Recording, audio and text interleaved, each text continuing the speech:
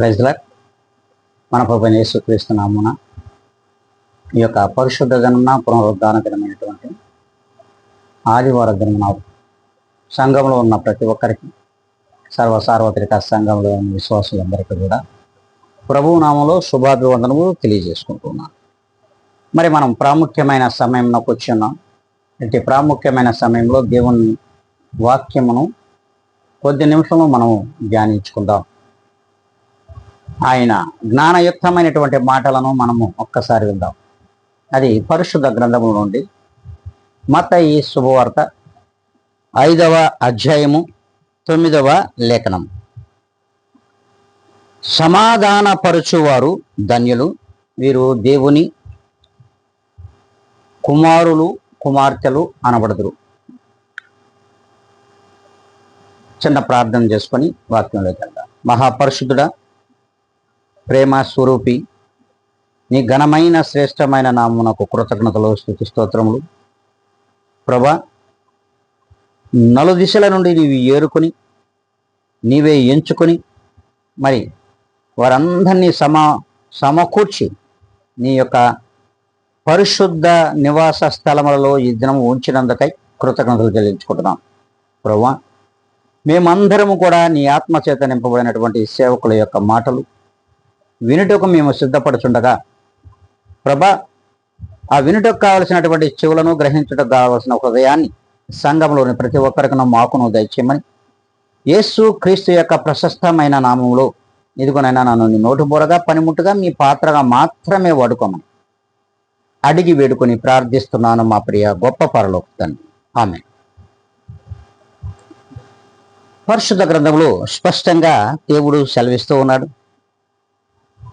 సమాధానపరచువారు ధన్యులు, వీరు దేవుని కుమారులు కుమార్తెలు అనబడుదురు అంటున్నారు. అవును, అసలు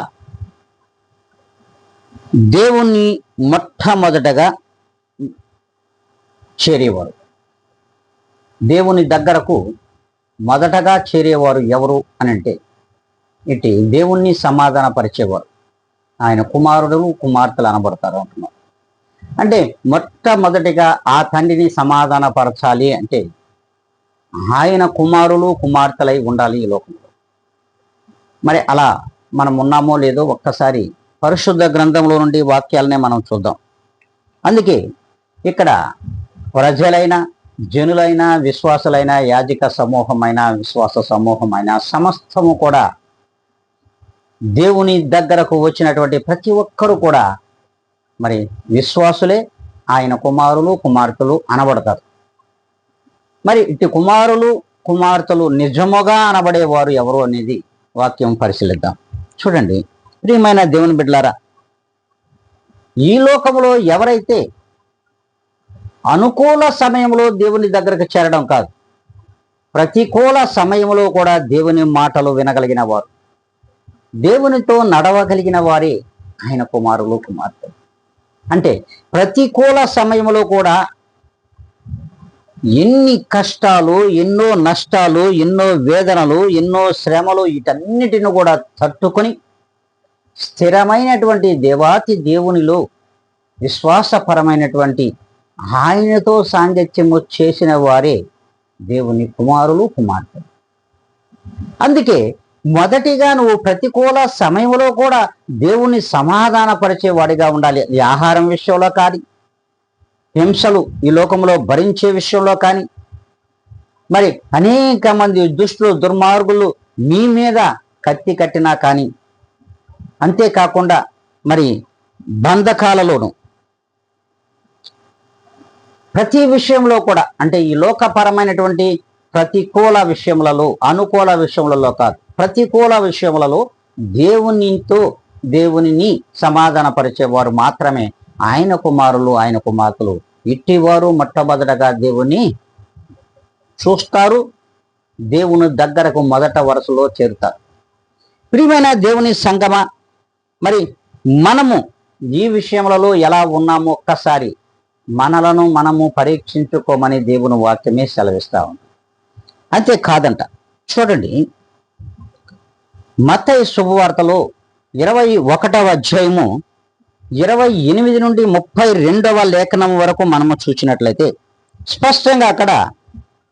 స్పష్టంగా తెలియజేస్తున్నాడు దేవాతి దేవుడైన ప్రభువైన యేసుక్రీస్తు.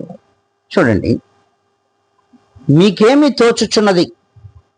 ఒక మనుష్యునికి 2 కుమారులుండిరి.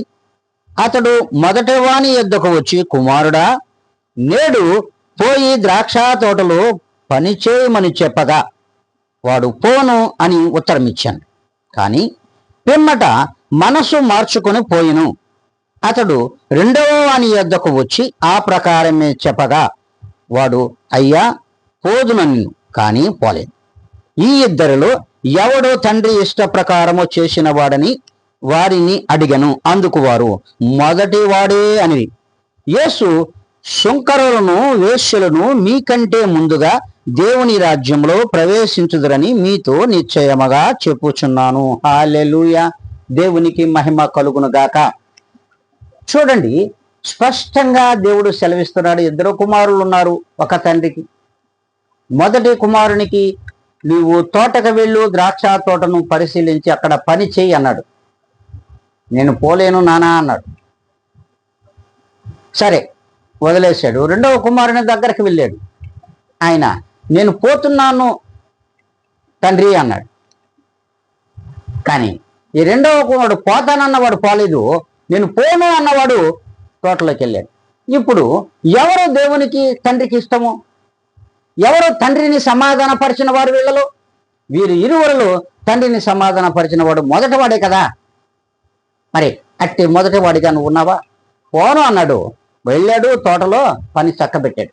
మరి నువ్వు ప్రియమైన దేవుని బిడ్డ, నువ్వు పోతానన్నావు కానీ పోలే. నువ్వు వాక్యం వింటానని మందిరానికి వచ్చావు కానీ వినవు. గ్రహిస్తానని, దేవుని మార్గంలో నడుస్తానని, దేవుని కుమారుడు కుమార్తెగా ఉండాలని నీలో ఆశ ఉన్నా, తపన ఉన్నా, మరి నువ్వు సాతాను సమాజం వైపు నడిచి వెళ్ళావు. చూడండి, పోనున్నటువంటి మొదటి కుమారుడు వెళ్ళి తోటను చక్కబరచడం మనం చూస్తా ఉన్నాం. మరి తండ్రి మాటను జవదాటకుండా ఆ తండ్రిని సమాధాన పరిచిన వాడు ఆయన కుమారుడు. అందుకే మొదట ఎంతమంది ఎవరు కాదన్నా అవునన్నా ఈ లోకమునకు యోహాను గారు నీతి మార్గమున ఈ లోకానికి వచ్చాడు. అయితే సర్వలోకములో ఉన్నటువంటి ఆనాటి జనులు ఆయన నమ్మలేదు. కానీ సుంకరులు, వేశ్యలు అతనిని నమ్మారు. అవును, అందరూ వెళ్ళారు, అందరూ విన్నారు, మేము ఆయన త్రోవలోనే నడుస్తాము, చక్కగా సూటిగా వెళ్తాం అనుకున్నారు. కానీ ఎవడు వెళ్ళల. శాస్త్రులు వెళ్ళారు, పరిసయ్యులు వెళ్ళారు, సద్దూకయ్యులు వెళ్ళారు, ఇంకా అనేక మంది ఆయన వాక్యం దగ్గరకు వెళ్ళారే కానీ, మరి యోహాను దగ్గరకు నడిచారే కానీ ఆయన నీతి మార్గమున ఎవ్వరూ వెళ్ళలేదు. మరి సుంకరులను, వేశ్యలను మొట్టమొదటగా దేవుని రాజ్యంలో చేరుతారు, వీరు నన్ను చూచెదరు అని దేవుని వాక్యం సెలవిస్తుంది. ప్రియమైన దేవుని బిడ్డ, మరి నువ్వు వెళ్ళనన్నా నువ్వు దేవుని మందిరానికి వచ్చుతున్నావు. మరి నేను పోను అనుకున్నావు, కానీ ఈనాడు నీవు దేవుణ్ణి మెప్పించే రీతిలో ఉన్నావో లేదో, ఆ మొదటి వాని వలె నువ్వు దేవునికి మాటకు లోబడుతున్నావో లేదో ఒక్కసారి ఆత్మ పరిశీలన చేసుకోమని దేవుని వాక్యం సెలవిస్తుంది. ప్రియమైన దేవుని సంగమా, ఒక్కసారి మనము అయితే ఒక్కసారి ప్రశ్న వేసుకోవాలి. మన ప్రశ్న మనకు సమాధానమును కలుగజేసేదిగా ఉండాలి. అందుకే దేవాతి దేవుడు సెలవిస్తూ ఉన్నాడు, మీకంటే ముందుగా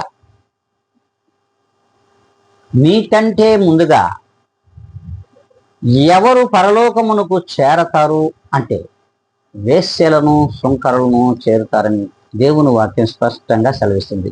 వీళ్ళు దేవుని దగ్గరకు వెళ్ళమనుకున్నారు, కానీ దేవుని మాట విన్నారు, దేవుని మాట విని హృదయంలో అంగీకరించారు.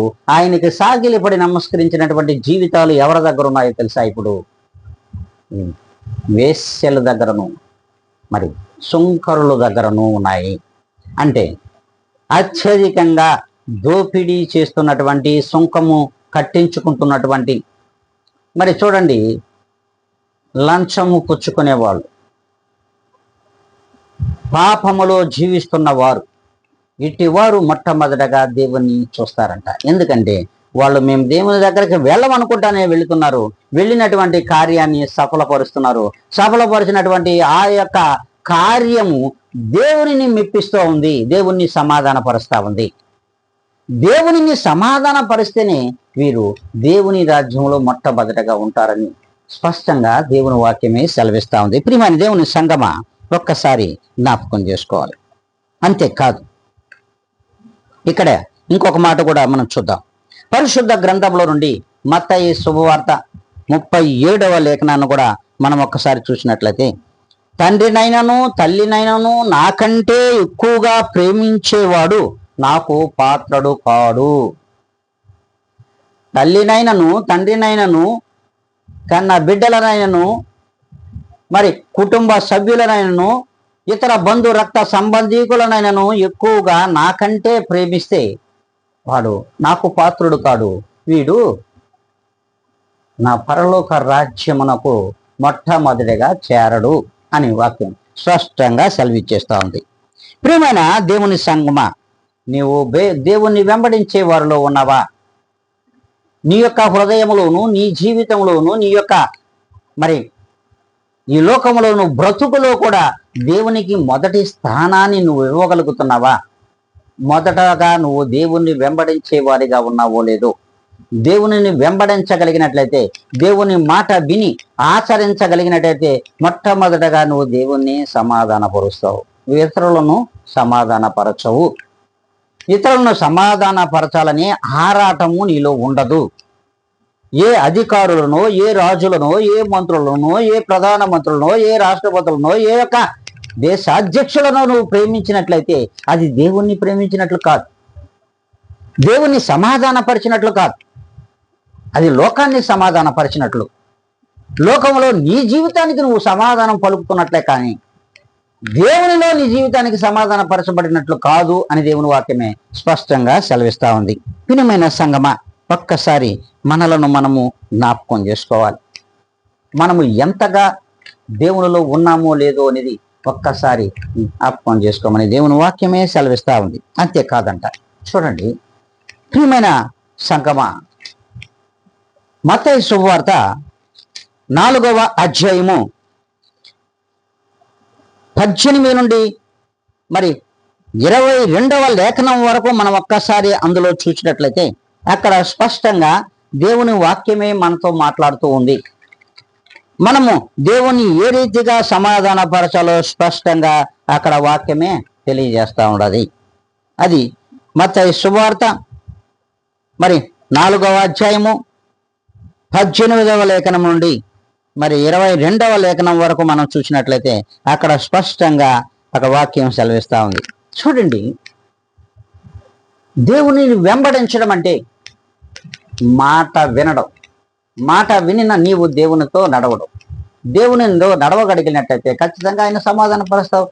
ఎందుకు, ఏంటి, ఎక్కడికి అని నువ్వు అడగవు.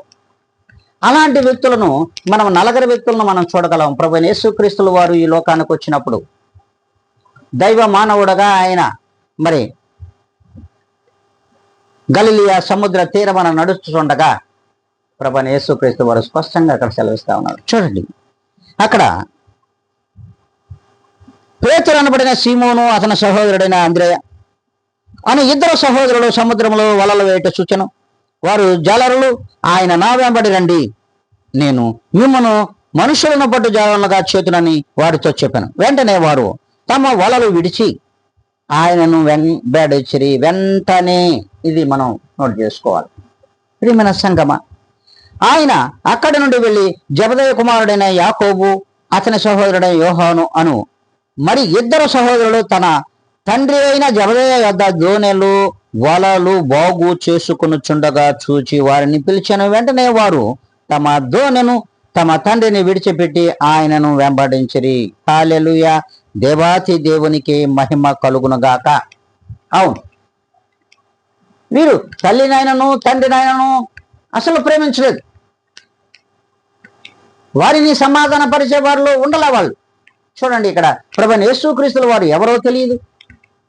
మరి తీరాన నడుస్తున్నాడు, సముద్ర తీరాన్ని నడుస్తూ ఉంటే మరి అక్కడ కనిపించాడు సీమోను పేతురు అంద్రేయుడు. వీరిరువురు మరి ప్రభువులు వారు పిలవగానే వారు వలలను అక్కడే విడిచిపెట్టేశారు. కనీసము వారి కుటుంబములకు వెళ్ళి మేము మా తల్లిదండ్రులకు చెప్పి వస్తామనే మాట కూడా చెప్పలేదు. నువ్వు ఎక్కడికి పిలుస్తున్నావు, ఏమి ఇస్తావు, ఎక్కడికి పోవాలి, ఎక్కడ ఉంటాం, మనం ఎక్కడ ఏమి తినాలి, మేము ఇవి నువ్వు ఆ వరదకు తెరువును వదిలి మేము నిన్ను వెంబడిస్తే మేము ఏమి తినాలి, ఎలా మేము జీవించాలనే ప్రశ్న వారిలో లేదు. ప్రియమైన దేవుని సంగమా, నువ్వు అడగడం లేదా? నువ్వు ఖచ్చితంగా అడుగుతున్నావు ఈ లోకంలో. ఎస్, నువ్వు ఖచ్చితంగా అడుగుతున్నావు ఈ లోకంలో. నీ ఇంటికి వస్తే ఏమి ఇస్తావు, నా ఇంటికి వస్తే ఏం చేస్తావు అని అడుగుతున్నావు. కానీ ప్రభువులు వారిని వాళ్ళు ప్రశ్నించలేదు. అంతేకాదు, జబదయి కుమారులు ఇరువురిని ఒకసారి చూడండి. తండ్రి దగ్గరే ఉన్నారు, కానీ తండ్రిని విడిచేశారు, వలలు విడిచేశారు, దోణిని విడిచారు, ప్రభువును వెంబడించారు. యాకోబు, యోహానులు ఇరువురు. మరి వారు కూడా దేవుని ఎక్కడికి వెళ్తున్నాం, ఎందుకు పోవాలి, నువ్వెవరనే ఆ ప్రశ్న వారు నోటన రాలేదు. ఇదే స్పష్టంగా మనం అర్థం చేసుకోవాల్సింది. కానీ నీలో ప్రశ్న వస్తుంది, దేవుని సంఘం పోదామంటే ఇప్పుడే రావాలా? ఆరాధన అయ్యే లోపల వస్తే సరిపోదు కదా, వాక్యం అయ్యే లోపల వస్తే సరిపోదు కదా, చివరి ఆశీర్వాదం తీసుకునేటప్పుడు వస్తాలే, ముందే వస్తే ఆశీర్వాదాలు వస్తాయా, వెనకొస్తే రావా? అనేకమైన ప్రశ్నలు, యక్ష ప్రశ్నలు వేసి మరి దేవుణ్ణి అవమానపరుస్తున్నావు. ప్రియమైన దేవుని సంఘం, దేవుని అవమానపరిచే వరుసలో నువ్వు ఉన్నావు. నీవు దేవుని వెంబడించే వరుసలో లేవు. కనుకనే దేవాతి దేవుడు నీకంటే ముందుగా ఏమీ అడగనటువంటి పోనన్నటువంటి మొదటి కుమారుడు తోటకు వెళ్ళేది. అలాగే మేము దేవుని దగ్గర రాము అనుకున్నా, రాము అన్న వాళ్ళే దేవుని దగ్గరకు వచ్చారు. సుంకరలు, వేశ్యలు, అట్టి వారే మొదట దేవుని రాజ్యంలో ఉంటారని వాక్యమే సెలవిస్తా ఉంది. ప్రియమైన సంగమా, ఒక్కసారి నిన్ను నువ్వు పరిశీలించుకోమని దేవుడు సెలవిస్తా ఉన్నాడు. నువ్వు ఏనాడైతే నేను, నా కుటుంబము, మేము, మా కుటుంబం అని ఏనాడైతే నువ్వు అనుకుంటావో అప్పుడు దేవునితో నీకు సంబంధము కట్ అయిపోతుంది. దేవునితో సంబంధం కట్ అయిపోతుంది, నువ్వు పట్టయిపోతావు. ప్రియమైన దేవుని సంగమా, ఒక్కసారి ఆలోచించమని దేవుడు సెలవిస్తా ఉన్నాడు. మీరు ఇట్టి దేవాతి దేవుని నువ్వు వెంబడించగలిగినట్టయితే ఖచ్చితంగా మీరు నిజమైన క్రైస్తవులుగా ఉంటారు. ఇట్టి వారే నిజమైన క్రైస్తవులు. దేవుణ్ణి వెంబడిస్తేవారు, దేవుణ్ణి ప్రశ్నించేవారు కాదండి, దేవునిని సమాధానపరిచేవారే మాత్రమే నిజమైన క్రైస్తవులు, నిజమైన క్రైస్తవ్యం. అంతేకాదు, మీరు క్రీస్తుతో ఇలా జీవిస్తే వెనుతిరగక వెనక్కు చూడరు, వెనుతిరగరు, వెనకకు చూడరు. ప్రతికూల సమయాల్లో కూడా తండ్రితో మరి నడుస్తారు, తండ్రితో నడుస్తారు. ప్రతికూల సమయములలో కూడా తండ్రితో నడుస్తారు. మరి క్రైస్తవ్యానికి, సత్యానికి మీరు సాదృశ్యముగా నిలబడతారు. సత్యానికి మరియు క్రైస్తవ్యానికి సాదృశ్యముగా నిలబడతారని వాక్యము సెలవిస్తున్నారు. నిజానికి జ్ఞానానికి నిలువెత్తు నిదర్శనముగా నీ క్రైస్తవ్యము నీలో నిలబడుతున్నారు. ఏమైనా సంగమా, ఒక్కసారి నువ్వు జ్ఞాపకం చేసుకోవాలి. అంతేకాదు, ఇంకొక మాట కూడా సెలవిస్తాడు, క్రైస్తవులు సమాధానము కావాలి. క్రైస్తవులు సమాధానము కావాలి, ప్రశ్న కాదు. ప్రతి క్రైస్తవ సమాజము కూడా సమాధానము కావాలి, కానీ ప్రశ్నగా మిగిలిపోకూడదు, ప్రశ్నే కాకూడదు. క్రైస్తవులు ప్రశ్నగా మిగిలిపోకూడదు, క్రైస్తవులు ఒక ప్రశ్న కాకూడదంట. మరి ప్రియమైన సంగమా, అలా నువ్వు ఉన్నావో లేదో ఒక్కసారి ఆత్మ పరిశీలన చేసుకోమని దేవుని వాక్యం సెలవిస్తుంది. క్రైస్తవులు అందుకే ప్రభుని యేసుక్రీస్తు వారే స్పష్టంగా సెలవిస్తా ఉన్నారు, నీవు దేవుని సమాధానపరిచే వారిగా ఉండాలి. దేవునిలో సమాధానంగా నేను జీవిస్తున్నానని మీమాంస నీలో కలిగి ఉన్నట్లయితే నువ్వు లోకానికి ఒక ప్రశ్నగా మిగిలిపోవు, దేవునిలో ఒక ప్రశ్నగా మిగిలిపోవు. దేవునిలో మరి అటు ప్రశ్న నువ్వు కావు. అందుకే మీ మీ యొక్క దేవుడు ప్రభువైన యేసుక్రీస్తుల వారు శ్రీమంతుడు. ఆయన శ్రీమంతుడు, ఆయనే ఐశ్వర్యవంతుడు, సర్వాంతర్యామి, మరి సర్వజ్ఞాని. యేసుక్రీస్తు వారి ప్రభువుల వారి సంపన్నత, ప్రసన్నత నీవు కలిగి ఈ లోకంలో జీవిస్తావు. అందుకే స్పష్టంగా దేవుడే సెలవిస్తా ఉన్నాడు. దేవుడు శ్రీమంతుడు అని, నా దేవుడు శ్రీమంతుడని పౌలు గారు అంటారు ఒక సందర్భంలో. అట్టి సర్వాంతర్యామి అయినటువంటి శ్రీమంతుడైన ప్రభుని యేసుక్రీస్తులో నీ శ్రీమంతుడుగానే ఉంటావు, సమాధానంగానే జీవిస్తావు తప్ప లోకంలో అసమాధానంగాను, లోకంలో వారికి దేవునికి ఒక ప్రశ్నగాను నువ్వు మిగిలిపో.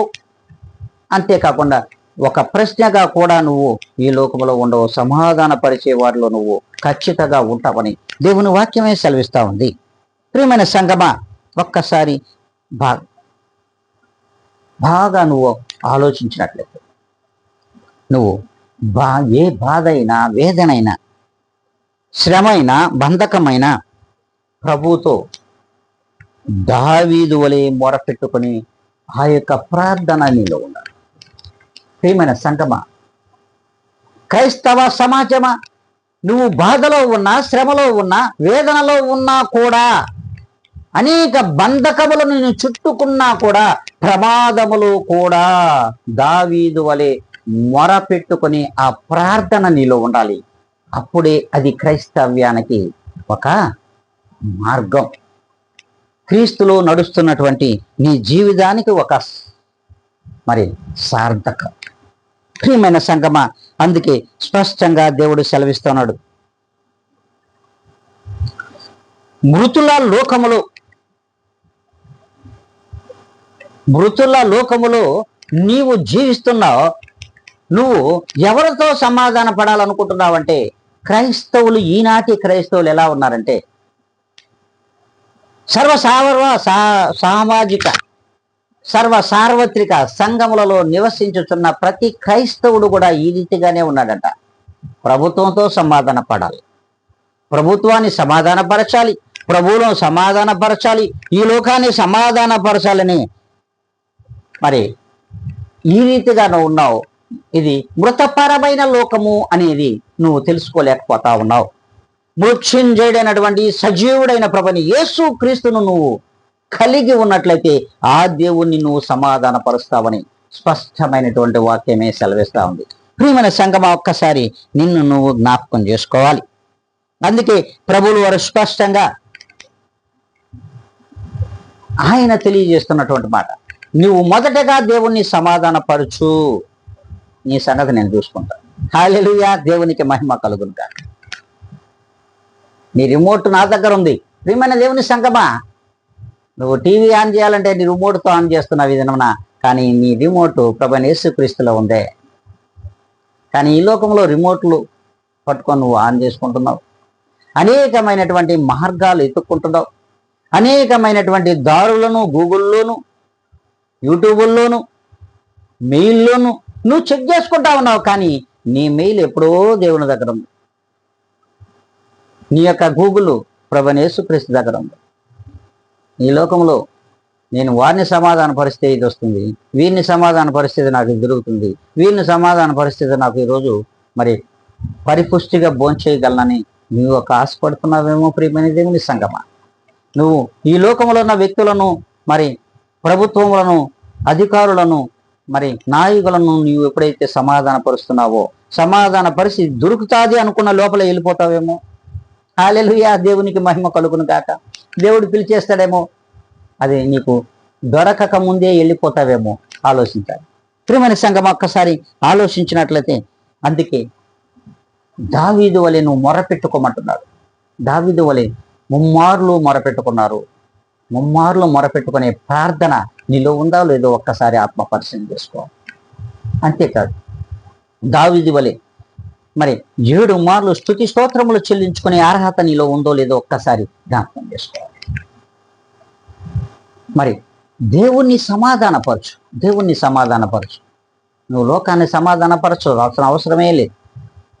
ఎంతమంది శత్రువులను నీ చుట్టుముట్టినా యేసు క్రీస్తును నువ్వు సమాధానపరచగలిగినటువంటి జ్ఞానం నీలో ఉన్నట్లయితే, అట్టి వివేకము కలిగిన దేవునిలో ప్రవర్తించినట్టుగా ఖచ్చితంగా నువ్వు దేవుని సమాధానపరిచేవాళ్ళు ఉంటావు.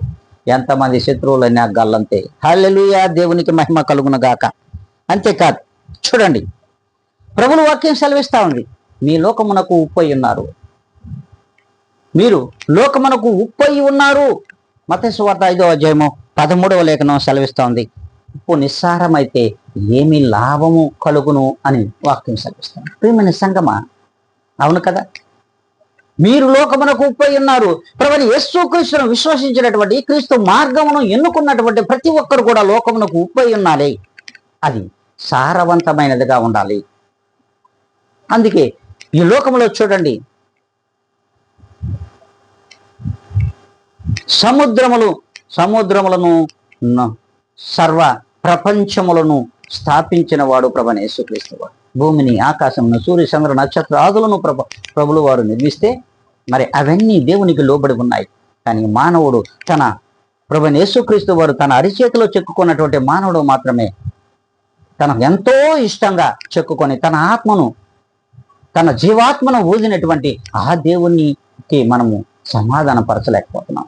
అన్నీ సమాధానపరుస్తున్నాయి. సముద్రమా అక్కడుండు అంటే అక్కడే ఉంది, దాటి రాలేదు. ఆకాశమా నువ్వు అక్కడ ఉండాలంటే అక్కడే ఉన్నది. సూర్యుడా, చంద్రుడా, నువ్వు రాత్రి ఉండాలి, పగులు సూర్యుడా నువ్వు రావాలంటే అవి లోబడ్డాయి. అవి సమాధానపరుస్తున్నాయి దేవుణ్ణి. నక్షత్రాదులు సమాధానపరుస్తున్నాయి, చెట్లు చేమలు సమాధానపరుస్తున్నాయి, మరి పశుపక్షాదులు కూడా సమాధానపరుస్తున్నాయి, నీటి జలరాశులు కూడా సమాధానపరుస్తున్నాయి. కానీ నేటి జనులు దేవుని సమాధానపరచలేని జీవితాలు కలిగి ఉన్నారు, దేవుని సమాధానపరచలేని హృదయాలు కలిగి ఉన్నారు. అందుకే నువ్వు లోకమునకు ఉప్పై ఉండు అంటే మీరు నిప్పైపోతున్నారు. హల్లెలూయా, దేవునికి మహిమ కలుగును గాక. మీరు నిప్పైపోతున్నారు. ప్రభువైన యేసుక్రీస్తుని విశ్వసించామంటున్నాం, యేసుక్రీస్తు మార్గంలో నడుస్తున్నామంటున్నామే, కానీ మనం లోకానికి ఉప్పు అయిపోతున్నాం. ఉప్పు అయిపోవడమే కాకుండా లోకానికి ముప్పుగా తయారవుతున్నాం. ముప్పు చూడండి, నువ్వు ఉప్పు, మరి ఒకే అక్షరం మొదట్లో ఏ అక్షరం అయితే మారిపోతుందో ఉప్పుని తీసేస్తే అక్కడ పెడితే ముప్పు అయిపోతున్నావు. నువ్వు నీ పెట్టేస్తే నిప్పు అయిపోతున్నావు. నువ్వు తగలబెట్టేవాడిగా ఉన్నావే తప్ప దేశానికి, మరి క్రైస్తవ సమాజానికి ముప్పు తెచ్చేవారిగానే ఉన్నావు తప్ప క్రైస్తవ జీవితానికి క్రీస్తునమ్మ సమాధానపరిచేవారిలో లేవు. యేసు క్రీస్తు వారిని నువ్వు సమాధానపరిచే వారి లిస్టులో నువ్వు అసలే లేవని దేవుని వాక్యం సెలవేస్తా ఉంది. ప్రియమైన దేవుని సంగమా, సముద్రంలో ఎంతో నీరుండొచ్చు, కానీ గుక్కుడి నీళ్లు తాగడానికి పనికిరావు. అవును, ఎంతో మంచి జలము, మరి నదులు, కాలువలు పారి సముద్రంలో కలుస్తున్న ఆ ఉప్పు మాత్రం మారదు. ఆ ఉప్పు నీటిని తాగలేము, దేనికి మనం ఉపయోగించలేము, కానీ తింటాం. ప్రియమైన దేవుని సంగమా, చూడండి, అట్టి తాగలేని, కడుగుకోలేని, స్నానం చేయలేని ఆ ఉప్పు నీరు ఉప్పుగా మారుతూ ఉంటాయి, ఉప్పుగా మారుతుంది. ఆ ఉప్పు లేకపోతే మన జీవితాలే, మానవ జీవితాలు ముప్పు, మానవ జీవితానికే ముప్పు. ఎందుకంటే తక్కువైనా చేస్తావు, ఎక్కువైనా చేస్తావు. చూడండి, అందుకే నువ్వు నిస్సారమైతే వ్యర్థం ఈ లోకం.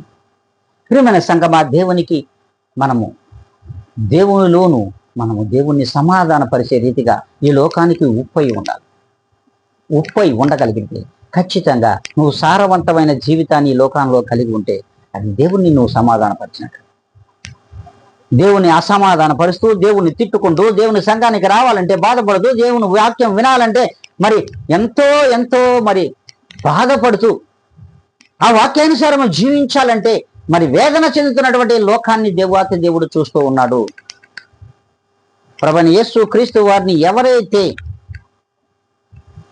ఎవరైతే దూషణ పాలు చేస్తున్నారో, ఎవరైతే దూషిస్తూ ఉన్నారో అట్టి వారికి ఈ లోకంలో శాపమై, ఈ లోకంలో శాపగ్రస్తులుగా మిగిలిపోతారని దేవుని వాక్యం సెలవిస్తుంది. ఇట్టి వారు దేవుని రాజ్యంలో మొట్టమొదటిగా చేరరు, మొదటి వరుసలో ఉండరు. ప్రియమైన సంగమ, నువ్వు దేశానికి, లోకానికి ఊపై ఉండాలి. దేవునికి మరి దేవునితోనూ సమాధానము కలిగి జీవించాలి. అందుకే వాక్యం సెలవిస్తా ఉంది. స్పష్టంగా ఇక్కడ ఒక వాక్యం చెప్తా ఉంది. చూడండి, మీరు లోకానికి ఉప్పై ఉండమంటే మీరు నిప్పుగా మారిపోతున్నారు. ఆలోచించండి. ప్రభువైన యేసుక్రీస్తును అనుసరించి మారు మనసు పొందిన మీరు మారండి అని వాక్యం సెలవిస్తా ఉంది. మీరు లోకానికి ఉప్పై ఉండమని, లోకానికి నిప్పు కాకూడదని మీరు మారు మనసు పొంది మరి మార్పు చెందండి అని దేవుని వాక్యం సెలవిస్తా ఉంది. అంతేకాదు, మీ క్రియలు, మీ ప్రవర్తన క్రైస్తవ జీవితంలో ఉన్నటువంటి సార్వత్రిక సంఘములలో నివసించుతున్న క్రైస్తవ సమాజానికి దేవుడు ఇస్తున్నటువంటి సందేశం ఏమిటో తెలుసా? మీరు మీ క్రియలను మార్చుకోండి, మీ ప్రవర్తనను మార్చుకోండి, దేవుణ్ణి మొదట మీరే చేరుతారని వాక్యం సెలవిస్తుంది. మీ ప్రవర్తన మార్చుకోండి, మీ క్రియలను మార్చుకోండి. క్రైస్తవ సమాజమా, మీ ప్రవర్తనను, మీ క్రియలను మార్చుకొని మరి దేవునిలో మార్పు చెంది జీవించండి. ఖచ్చితంగా మొదటగా మీరే దేవుణ్ణి చేరతారు. అంతేకాదు, దేవుని వాక్యం సెలవిస్తుంది స్పష్టంగా ఇక్కడ మానవ సమాజంలో ఈ యొక్క సార్వత్రిక సంఘములలో ఉన్నటువంటి ప్రతి విశ్వాసి కూడా మానవ సమాజంలో ఒక ప్రమాద సూచికగా మిగిలిపోకూడదంట. ప్రమాద సూచికగా మిగిలిపోకూడదు. మీరు లోకానికి మరి నీ యొక్క శ్రమలకు, బాధలకు అన్నిటికీ కూడా ఎదురొడ్డి పోరాడగలిగిన వాడే నిజమైన క్రైస్తవుడు. అంతేకాదు, చూడండి, చచ్చిన చేపలు ఏటికి ఎదురెదలేవు, నీటికి ఎదురెదలేవు. కానీ బ్రతికి ఉన్నటువంటి చేపలైనటువంటి మీరు, సజీవులైనటువంటి మీరు మరి ఏటి నీటికి ఎదురొడ్డి పోరాడుతూ నడుస్తారంట. దేవుని వాక్యం సెలవిస్తుంది. చచ్చిన చేపల వలె ఉన్నామా మనం విశ్వాసులారా? బ్రతికిన చేపల వలె ఏటి నీటిని ఎదురీదుతున్నాము. ఒక్కసారి నిన్ను నువ్వు పరిశీలించుకోమని దేవుని వాక్యం సెలవిస్తుంది. క్రైస్తవ జీవితానికి ఇదే సాదృశ్యం. ప్రతి క్రైస్తవులు కూడా అయినటువంటి మీరందరూ కూడా సచ్చిన చేపల వలె మృతపరమైన ఈ లోకములో మరి కొట్టుకుపోబాకండి. బ్రతికిన చేపల వలె ఏటి నీటికి ఈదమని దేవుని వాక్యం సెలవిస్తా ఉంది. మరి అలా ఉన్నావో లేదో ఒక్కసారి నిన్ను నువ్వే ఆత్మ పరిశీలన చేసుకోండి. దేవుని వాక్యం సెలవిస్తుంది. మన దేవుని బిడ్డ, ఒక్కసారి మనం పరిశీలించుకోవాలి. మానవ శరీరాలలో ఉప్పు తక్కువైనా ఎక్కువైనా మరి మరణమే. కానీ నీ జీవితంలో నువ్వు సారవంతమైనటువంటి జీవితాన్ని ప్రభువులో గడిపిస్తున్నట్లా ఎట్టి ప్రమాదానికి కూడా నువ్వు లోనవు. అందుకే ప్రభు అంటాడు, నువ్వు ప్రమాదకరంగా ఈ లోకానికి ఉండవద్దు. ఈ లోకంలో నువ్వు ప్రమాదకరంగా ఉండొద్దు. మరి నువ్వే ఒక ప్రమాదం కాకూడదు అని దేవుని వాక్యమే స్పష్టంగా సెలవిస్తుంది. క్రైస్తవ సమాజములలో ఉన్నటువంటి దేవుని బిడ్డలారా, దేవుని కుమారులారా, కుమార్తెలారా, స్పష్టంగా దేవుని వాక్యం సెలవిస్తా ఉంది. మరి అంతేకాదు, దేవుని మాటకు నిలబడి దేవుని మాటను తూచా తప్పక సముద్రమా అక్కడుండంటే అక్కడే ఉన్నది. దేవుని మాట హద్దు మీరలేదు. తన హద్దు ఎక్కడైతే ప్రభువులు వారు పెట్టాడో ఆ హద్దు మీరి మరి వెతుపటికి అలలు రావడం లేదు. ప్రియమైన దేవుని సంగమా, మరి ఎలా ఉన్నావో ఒక్కసారి జ్ఞాపకం చేసుకో. నువ్వు నిజముగా క్రైస్తవ జీవితాలలో ఉన్నటువంటి క్రైస్తవ్యంలో జీవిస్తున్నటువంటి ప్రతి మనుష్యుడు క్రీస్తును సమాధానపరిచేవాడిగా తన హద్దులో ఉండాలి. హద్దు మీరి దేవుని హద్దును దాటి ప్రవర్తిస్తే అది క్రైస్తవ జీవితమే కాదు. అందుకే దేవుని వాక్యం సెలవిస్తుంది.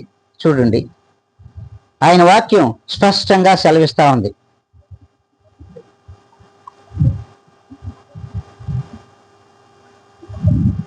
మనం అనుకుంటున్నాం ఈ లోకంలో మనము తినడానికి పనికిరాం, తాగడానికి మన రక్తం పనికిరాదు, అంటే అపరిశుద్ధమైనటువంటి జీవితాలు మనవి.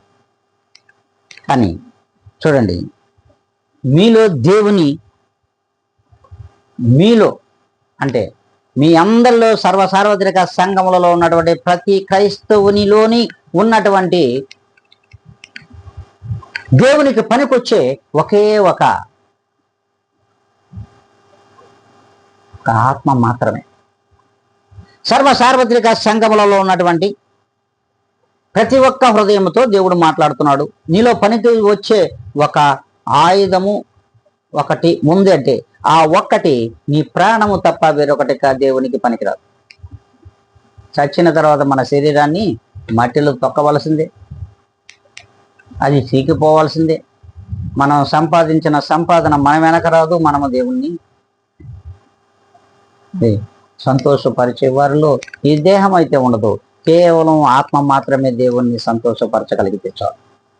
ఆ ప్రాణము దేవునికి ఇష్టమైనదిగా ఉండాలి, అది దేవుని సమాధానం పరిచేదిగా ఉండాలని దేవుని వాక్యమే సెలవిస్తూ ఉంది. ప్రియమైన క్రైస్తవులారా, క్రైస్తవ ప్రజలారా, మీలో ఉన్న ఆత్మ ప్రాణం సార్వత్రిక సంఘములో ఉన్న క్రైస్తవులారా, మీలో ఉన్న ప్రాణము మీ ఆత్మ, ఇది ఒక్కటి మాత్రమే దేవునికి పనికి వచ్చేది, వేరొకటి పనికి రాదు. ఈ ప్రాణము కూడా నీ స్వార్జితం కాదు, దేవుని స్వార్జితం, దేవుని సొంతం. అట్టి ప్రాణాన్ని ఎలా నీకు పరిశుద్ధంగా ఇచ్చాడు? నీ ప్రారంభము దేవునితో ప్రారంభమవుతుంది, నీ యొక్క అంతం కూడా, ఈ లోకంలో ఉన్న ప్రతి మనిషిని అంతం కూడా దేవునితోనే అంతమైపోతుంది. ఎంత పరిశుద్ధంగా దేవుడు నీకు ప్రాణాన్ని ఇచ్చాడో అంతే పరిశుద్ధంగా దేవాతి దేవునికి నువ్వు తిరిగి కలిగేవాడుగా ఉన్నావో లేదో ఒక్కసారి ఆత్మ పరిశీలన చేసుకోమని దేవుని వాక్యం సెలవిస్తా ఉంది. ప్రియమైన క్రైస్తవులారా, ఒక్కసారి ఆలోచించాలి. ఎంత పరిశుద్ధంగా అంటే ఎంత మంచిగా, ఎంత పరిశుద్ధాత్మను నీకు ఇచ్చాడు, ఎంత పరిశుద్ధంగా ఇచ్చాడో దాన్ని అపరిశుద్ధపరిచి నువ్వు దేవునికి ఇస్తే తీసుకుంటాడా? ఆలోచించండి. ప్రియమైన దేవుని సంగమా, ఒక మంచి వస్తువును నీకు ఇచ్చాడు అనుకోండి ఎవరైనా పక్కవాడు, ఎంత పరిశుద్ధంగా నీకు అట్టి మంచి వస్తువుని ఇచ్చాడు, మరి ఆ వస్తువును నువ్వు ఉపయోగించుకొని మరలా తిరిగి నాకు తెచ్చిమన్నాడు అనుకోండి, మరి అంతే పరిశుద్ధంగా నువ్వు ఇవ్వద్దా? ఇవ్వకపోతే గమ్ముకుంటాడా పక్కవాడు? బుద్ధి లేనివాడా? నేను ఎలా ఇచ్చాను, నాకు ఎలా నువ్వు తిరిగి ఇస్తున్నావు అని అడగడా? మరి ప్రభువైన యేసుక్రీస్తు వారు నిన్ను అడగడా? ఓ బుద్ధి లేని ప్రజలారా, ఎంత పరిశుద్ధంగా నీ ఆత్మను, నా ఆత్మను నీకు ఇచ్చాను, నా ప్రాణాన్ని నీకు ఇచ్చాను, అట్టి ప్రాణాన్ని అపరిశుద్ధపరిచి అపరిశుద్ధమైనటువంటి ఆత్మను నా దగ్గరకు తీసుకొస్తావా? నీకు బుద్ధి ఉందా అని అడగడా? ఏనాడైనా ఆలోచించామా? మనం ఆలోచిస్తామా? అస్సలు ఆలోచించాం. ఎందుకంటే మన జ్ఞానం అంతా కూడా లోకమే, నాకంటే జ్ఞాని లేడు. వాస్తవం చెప్పాలంటే క్రైస్తవ జీవితంలో ఉన్నటువంటి సార్వత్రిక సంఘములో ఉన్న క్రైస్తవులారా, మీకంటే అజ్ఞానం లేరేమో అనుకో. అవును, నేను ఎంతో పరిశుద్ధంగా నా యొక్క ఆత్మను, నా ప్రాణాన్ని నీకు ఇచ్చా, అంతే పరిశుద్ధంగా నా ప్రాణాన్ని నాకు తిరిగి అంటున్నాడు. ఇస్తున్నావా? ఇవ్వగలుగుతున్నావా? ఇవ్వగలవా? ఒక్కసారి నువ్వు ప్రశ్న వేసుకోమని, ఆ ప్రశ్నకు సమాధానం కూడా నువ్వే చెప్పాలని దేవుని వాక్యం సెలవిస్తా ఉంది. ప్రియమైన సంఘమా, దేవుడిచ్చినటువంటి ఈ మట్టి దేహానికి, దేహం మీద అధికారం ఆ దేవునికే ఉంది. అందులో ఉంచిన ప్రాణానికి, ఆత్మకు కూడా దేవునికే అధికారం ఉంది. వేరొకరికి ఈ లోకంలో అధికారం లేదు. నీ తండ్రికి లేదు, నీ తల్లికి లేదు, నీ బిడ్డలకు లేదు, వాస్తవానికి నీ బంధువులకు లేదు, లోకానికి లేదు. మరి అట్టి ప్రాణం మీద, దేహం మీద కేవలం ప్రభువైన యేసుక్రీస్తు వారికి మాత్రమే అధికారం ఉందని దేవుని వాక్యం సెలవిస్తా ఉంది. అంతేకాదు, ప్రభువైన యేసుక్రీస్తు వారు ఈ లోకము నుండి పిలిస్తే ఎంత గనుడైనా, ఎంత ఘనహీనుడైనా, ఎంత ధనవంతుడైనా, దరిద్రుడైనా, ఎంత ఐశ్వర్యవంతుడైనా, ఎంత అనాథైనా, ఎంత కుబేరుడైనా, ఎంత బికారి అయినా దేవుని దగ్గరకు వెళ్లాల్సిందే. ఆ ప్రాణము నువ్వు వదిలేయాల్సిందే ఆయన పిలిస్తే. ప్రియమైన దేవుని బిడ్డ, అప్పటి లోపలే దేవుని సమాధానపరచు. ఆయన పిలిచే లోపల దేవుని సమాధాన పరచగలిగినట్లయితే ఖచ్చితంగా నువ్వే దేవుని రాజ్యంలో మొట్టమొదటగా ఉంటావు, మొదటి వరుసలో ఉంటావు, మొదటనే దేవుని చూస్తావు. అందుకే దేవాతి దేవుని యొక్క వాక్యమే సెలవిస్తా ఉంది.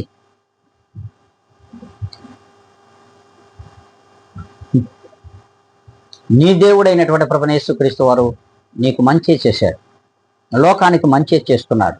కానీ ఆ దేవుని బిడ్డలో ఉన్నటువంటి నువ్వు దేవునికి మంచి చేయగలుగుతున్నావా? దేవునిలో మంచి చేయగలుగుతున్నావా? లోకానికి మంచి చేయగలుగుతున్నావా? ఏమీ చేయి, మనం చెడే చేస్తాం. ఇది మన సంకల్పం. మరి ఇలా ఉంటే దేవుని రాజ్యానికి నువ్వు చేరలేవు. మొదటగా మరి ఇక్కడే నిలబడిపోతావు నువ్వు. మరి ఏ దేవుని రాజ్యానికి చేరాలని ఆశ కలిగిన ప్రాణిగా జీవిస్తున్నావో అటు దేవుని రాజ్యానికి మొట్టమొదటిగా చేరాలంటే నువ్వు దేవుని సమాధాన పరిచేవారిలో ఉండాలి. అందుకే దేవుడు స్పష్టంగా సెలవిస్తా ఉన్నాడు. ఇందులో కూడా దేవునిలో ఉప్పయ్యేవారు, దేవునిలో నిప్పయ్యేవారు కూడా రెండు రకాలుగా ఉంటారు. దేవునిలో నువ్వు లోకానికి ఉప్పై ఉండాలి, కానీ లోకానికి ముప్పుగా మారకూడదు అంటారు. లోకానికి ఉప్పుగా ఉన్నటువంటి వ్యక్తులను కొంతమందిని మనం చూసినట్లయితే ఒక్కసారి చూడండి. దేవుని మాటలు వినాలి, దేవుని చూడాలి, దేవుని అనుసరించాలి, దేవుని నేను కలిగి ఉండాలి, దేవునితో నడవాలనుకున్నటువంటి సుంకరి జక్కయ్యను ఒకసారి చూడగలం. అవును, సుంకరి జక్కయ్యను మనం చూసినట్లయితే ఒక్కసారి జ్ఞాపకం చేసుకోవాలి. అందుకే సుంకరులు మొదటగా దేవుని చూచెదరు అంటున్నారు. అవును, అలాగే చూడండి, ప్రభువులో బ్రతకాలి, ప్రభువులోనే జీవించాలి, ప్రభువులో నేను నివసించాలి, ప్రభువుతో ఉండాలి, ప్రభుతో కలిసి ఉండాలనుకున్నటువంటి ఒక హేబేలును చూడండి, హనోకును చూడండి, అలాగే ఒక నోవాహును చూడండి, అబ్రహామును చూడండి, ఇస్సాకు యాకోబులను చూడండి. అంతేకాదు అనేక మంది మరి ఇలా ఉన్నారు. ఇట్టి వారిలో నువ్వు ఉన్నావో లేదో ఒక్కసారి ఆత్మ పరిశీలన చేసుకోమని దేవుని వాక్యం సెలవిస్తుంది. అంతేకాదు దేవుని మాటలు, దేవుని చూడాలి, దేవుణ్ణి నేను కలిగి ఉండాలనుకుంటాడు. కలిగి ఉండాలి అనుకున్నటువంటి ఎరుపు గోడల మీద నివసించిన వేశ్య రాహాబును ఒకసారి చూడండి. అందుకే వేశ్యలు మొట్టమొదటిగా దేవుని రాజ్యంలో చేస్తారు, దేవుణ్ణి చూస్తారు. అంతేకాదు చూడండి, ఇంకొక మాట చెప్తున్నారు. 12 సంవత్సరం రక్తస్రావము అడుగుతున్నటువంటి రక్తస్రావము చేత మరి అనేక బాధలు పడుతున్నటువంటి ఒక స్త్రీని చూడండి. ఆ స్త్రీ, నేను దేవుని చెంగు తాగితే చాలు, దేవుని తాకాల్సిన అవసరం లేదు, ఆయన చెంగులో ఉన్న మహిమ నాకు తగిలితే చాలని ఎంతో విశ్వాసం కలిగినటువంటి ఒక స్త్రీని మనం చూడగలుగుతున్నాం. అంతేకాదు పాపాత్మురాలైనటువంటి ఒక స్త్రీ తన పాదాలు కన్నీటితో కడగాలని, తన యొక్క తల వెంట్రుకలతో యేసు యొక్క పాదాలు కడగాలన్నటువంటి ఆ యొక్క తపన ఆత్రం కలిగినటువంటి ఒక పాపాత్మురాలు స్త్రీని చూడండి. అందుకే సుంకరులను, వేశ్యలను దేవుని రాజ్యంలో మొదటగా చేరుతారు. వీరు మొదట వరుసలో ఉంటారు, దేవుని చూచుదరని దేవుని వాక్యం సెలవిస్తారు. ప్రియమైన దేవుని సంగమా, అందులో నువ్వు ఉన్నావా లేదో? అంతేకాదు ఇంకొక స్త్రీని చూడగలం. ఏకంగా మోసుకొని పోతాం, ప్రభువైన యేసుక్రీస్తుని ఎక్కడ ఉంచారో మేము మోసుకొని పోతాం అన్నటువంటి స్త్రీలు ఏమైపోయారో తెలియదు, కానీ యేసును మోసుకెళ్ళినటువంటి ఒక స్త్రీని మనం చూడగలుగుతున్నాం. ప్రియమైన దేవుని సంగమా, అవును, మేము మోసుకెళ్తాం అన్నటువంటి వారు ఏమైపోయారో మనకు కనిపించడం లేదు. కానీ ఇక్కడే ప్రత్యేకత మనం గమనించాలి. యేసును మాటలు విని మోసుకెళ్ళినటువంటి స్త్రీని మనం చూస్తున్నాం. ఆమె సమరయ స్త్రీ. హల్లెలూయా, దేవునికి మహిమ కలుగును గాక. అందుకే వీరంతా కూడా లోకానికి ఉప్పై ఉన్నారు. ఒకనాడు వీరు ముప్పుగా ఉన్నారు, లోకానికి ముప్పుగా ఉన్నారు. కానీ ఈనాడు ప్రభువైన యేసుక్రీస్తులో ఉప్పుగా మారిపోయారు. యేసుక్రీస్తులో ఉప్పుగా మారిపోయారు, యేసయ్యను సమాధానపరచగలిగారు. కనుకనే వీరు దేవుని రాజ్యంలో మొట్టమొదటిగా దేవాతి దేవుని చూడగలిగారు. చూడండి, మేము దేవునిలో ఉప్పుగా బ్రతుకుతామనుకుని వచ్చిన వాళ్ళు ఉన్నారు, అట్టివారు ముప్పు అయిపోయినారు లోకానికి. ఈ లోకానికి ముప్పుగా మారిపోయినటువంటి విశ్వాసులు కూడా ఉన్నారు. చూడండి, సార్వత్రిక సంఘములలో విశ్వాసులకు తెలియజేస్తా ఉన్నాడు దేవాతి దేవుడి జన్మన. ప్రియమైన సంఘమా, ఐగుప్తు నుండి ఇశ్రాయేలు నడిపించి మరి ఎర్ర సముద్రంలో మరి అగాధ జలములలో నడిపించినటువంటి దేవాతి దేవుడు వారికి విశ్వాసులుగా తీర్చి మరి ఆయన నడిపిస్తే ఈ 40 సంవత్సరములలో అట్టి వారు విశ్వాసులు అయినటువంటి వారు ఎలా లోకానికి ముప్పైపోయినారో ఒక గుంపు ముప్పుగా తయారైపోయింది. అదే అబీరాం తాతాను మరి కొరాహు కుటుంబం. మరి ఒక గుంపు తయారైపోయింది. ఇది వీరి లోకానికి సమాజానికి ఉప్పుగా ఉండాల్సినటువంటి విశ్వాసులు ముప్పుగా మారిపోయారు. ప్రియమైన సంగమ, ఒక్కసారి ఆత్మ పరిశీలన చేసుకోమని దేవాతి దేవుడు సెలవిస్తా ఉన్నాడు. అంతేకాదు వీరు దేవుని మీద తిరుగుబాటు చేశారు, లోకం మీద తిరుగుబాటు చేశారు, సేవకుల మీద కూడా తిరుగుబాటు చేసినటువంటి వ్యక్తులు. అంతేకాదు ఇంకా చూడండి, దేవుని మీద తిరుగుబాటు చేసినటువంటి ఇటు వారు సమాజానికి తగలబెట్టాలని చూసినటువంటి తిరుగుబాటు చేశారు. వీరు ప్రమాదకరంగా మారిపోయారు. అలాగే చూడండి, కయ్యను లాంటి జీవితం. కయ్యను లోకానికి ముప్పుగా మారిపోయాడు. తన తమ్ముని పక్షంగానే మరి నిప్పుగా మారిపోయాడు. ఉప్పుగా బ్రతకాల్సినటువంటి వాడు నిప్పుగా మారిపోయినాడు, ముప్పు అయిపోయినాడు. మరి ఇలాంటి జీవితాన్ని నువ్వు కలిగి ఉన్నావా? సార్వత్రిక సంఘములలో ఉన్న విశ్వాసులారా, ఒక్కసారి ఆలోచించమని దేవుని వాక్యం సెలవిస్తుంది. అంతేకాదు, దేవుని విశ్వాసులలో ఒకరైనటువంటి అపోస్తలులలో ఒకరైనటువంటి యోధా లాంటి జీవితాన్ని కూడా కలిగి ఉన్నారు ఈనాటి సమాజాలలో అనేది ఇది స్పష్టం. యోధా లాంటి వారు కూడా ఈ లోకంలో ఉన్నటువంటి సార్వత్రిక సంఘములలో ఇలాంటి వ్యక్తులు కూడా తయారవుతా ఉన్నారు. కయీను లాంటి యోధా లాంటి వ్యక్తులు మరి ఉన్నారు. ఇట్టి విశ్వాసులు ముప్పైపోయినారు, నిప్పుగా మారిపోయినటువంటి విశ్వాసులు. ప్రియమైన సంగమా, నువ్వు లోకానికి ఉప్పుగా ఉండాలనుకుంటున్నావా? లోకంలో నిప్పుగా బ్రతకాలనుకుంటున్నావా? అంతేకాదు, లోకానికి ముప్పై ఉండాలనుకుంటున్నావా? సార్వత్రిక సంఘములలోనూ విశ్వాసులలో ముప్పుగాను మరి నిప్పుగా మారిపోయే విశ్వాసులు నాకు అవసరం లేదు, ఇటువారు నా యొక్క రాజ్యంలో మొదటగా ఉండరు అని దేవుని వాక్యం సెలవిస్తారు. ప్రియమైన సంఘమా, ఒక్కసారి నువ్వు జ్ఞాపకం చేసుకున్నట్లయితే చూడండి, ప్రభువే చెప్తున్నాడు. ఎప్పుడైతే నీ యొక్క మాటలు ప్రభువు చెప్తున్నాడు, స్పష్టంగా చెప్తున్నాడు, మిమ్మల్ని చూస్తున్నాడు దేవాతి దేవుడు. మిమ్మల్ని ఖచ్చితంగా దేవుడు చూస్తున్నాడు. మారితే మార్పు, లేకపోతే ఖచ్చితంగా మారకపోతే చెరుపే. నీవు నీ కుటుంబము చెరుపు అయిపోతావు. మారితే మార్పు దేవుణ్ణి చేరుతావు, లేకపోతే నీ యొక్క మార్పు దేవునిలో జరగకపోతే, నువ్వు మారకపోతే, మనసు పొదగపోతే, నీ క్రియలు మారకపోతే, నీ యొక్క ప్రవర్తన మారకపోతే ఈ లోకములో నువ్వు చెరిపివేయబడతావు. నామరూపాలు లేకుండా చెరిపివేయబడతావు, అగ్నిలో పడవేయబడతావు. ప్రియమైన దేవుని సంగమా, అందుకే దేవుడు సెలవిస్తా ఉన్నాడు. హగ్గయి స్పష్టంగా చివరగా ఒక మాట చదువుకున్నట్లయితే, హగ్గయి 1వ అధ్యాయము 5వ లేఖనాన్ని, మీ ప్రవర్తనను గూర్చి ఆలోచించుకొని మీ బ్రతుకు చినిగిన తిత్తి వలె కాకుండా చూసుకోమంటున్నాడు. చిరిగినటువంటి తిత్తి వలె మరి ఉండకుండా నీ జీవితాన్ని సరి చేసుకో. ఇకనైనా నువ్వు మార్పు చెందు, ప్రభువులో మార్పు చెందు, ప్రవర్తన మార్చుకొని ఆలోచించు.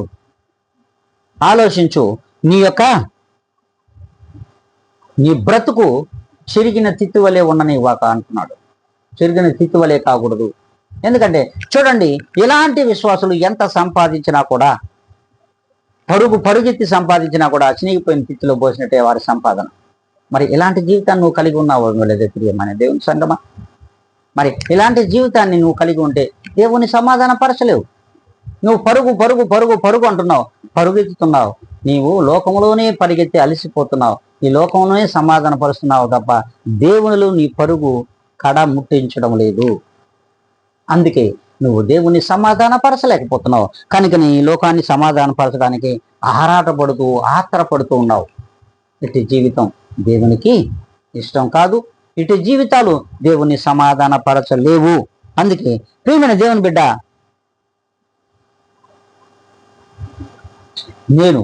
నేను మొదటగా దేవుని రాజ్యంలో ఉండాలి, దేవుని వరుసలో ఉండాలంటే ఇప్పుడే దేవుని మాట విను, దేవుని వెంబడించు. దేవుని సమాధాన పరిచలో ఉండగలిగినట్లయితే ఖచ్చితంగా సార్వత్రిక సంఘంలో ఉన్నటువంటి ప్రతి విశ్వాసి కూడా మొట్టమొదటి వరుసలో దేవుని చూస్తారు, దేవుని రాజ్యంలో ఉంటారు. ఇట్టి కృప దేవాతి దేవుడు నీకును, నాకును, మనకును దయచేయునుగాక. ఆమేన్.